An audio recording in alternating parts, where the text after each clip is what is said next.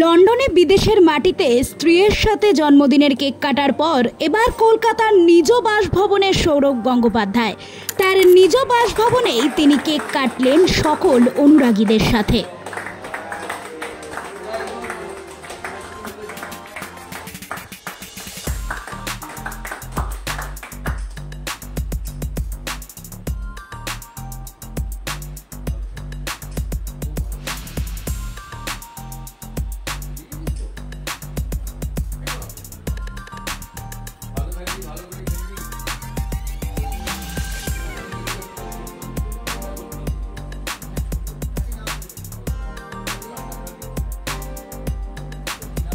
Hey, butter.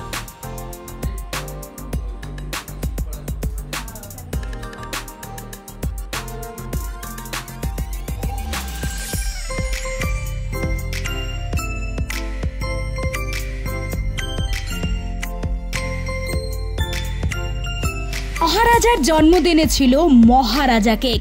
মহারাজের এবার ৫৩তম জন্মদিন উপলক্ষে এমন নিদারুণ আয়োজন করলেন তারই অনুরাগীরা।